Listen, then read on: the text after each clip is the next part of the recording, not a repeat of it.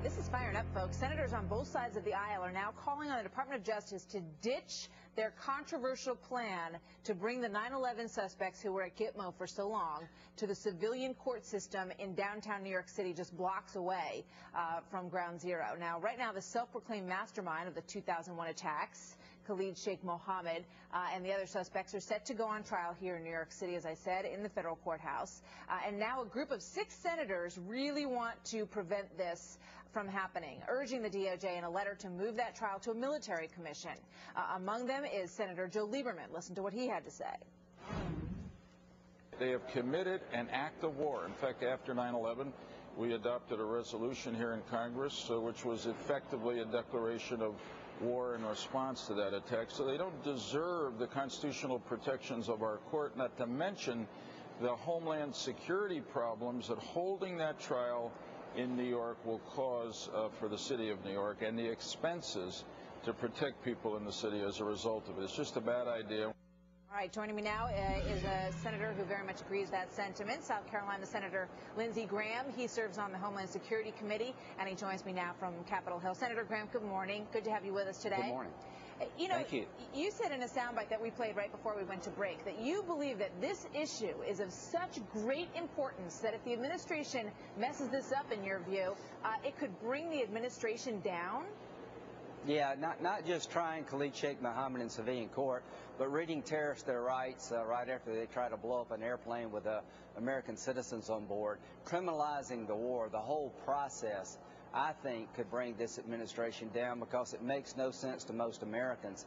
They understand that these terrorists are not common criminals, but are bent on our destruction, and taking these folks back to New York, giving them the same constitutional rights as an American citizen, putting them in the middle of 8 million people, $200 million to conduct the trial, criminalizing the war makes no sense. And this is a real risk of this administration because a lot of people are wondering, is this really keeping us safe? I don't think it is. You know, a lot of people think that these two ideas are a bit at odds. The idea that you want to put all these people through the criminal justice system and read Miranda rights to Abdulmutallab, for example, and then on the other hand say there are Islamic extremists out there who are hell-bent against us and want to kill us. You know, these two ideas are not necessarily getting along very well. Well, they are contradictory at their basic core. We never read a German or Japanese prisoner in World War II their rights when we captured them on the battlefield, when we captured the German saboteurs that landed in Florida to commit espionage in the United States. They were held as enemy combatants. I've been a military lawyer for 25 years. The military justice system is superior to our civilian system when it comes to wartime matters. The military is set up to protect classified information, and it's a better venue to try people who are military threats against the country. There's a reason that America has never done this in our history. Never in the history of the United States have we taken an unlawful enemy combatant, a non-citizen, and put them in civilian court, and there's a reason for that. I want to get to the practical terms here. You are planning to force another vote on this. You brought up an amendment on this to move this trial. It was shot down in November by a 54 to 45 vote. I'm going to also bring up the 6 senators who you're working with on this because it's a very impressive group of senators, so everybody can get a look at who's involved here. There was an article last week, I guess, in Newsweek that said that you're getting somewhere, that there's movement on this. Is this trial going to go away in New York? Well, I hope it never happens in New York because not only would it be expensive, I think it would be just an incredible misstep in the war on terror.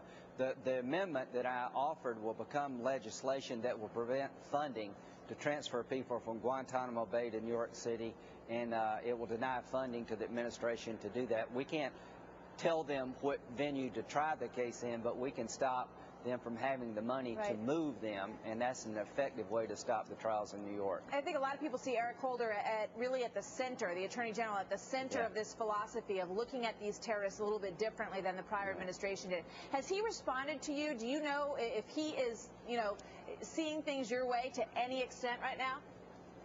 Well, I like him a lot, but we've had a strong disagreement over taking Khalid Sheikh Mohammed and the co-conspirators into civilian court. It is criminalizing the war.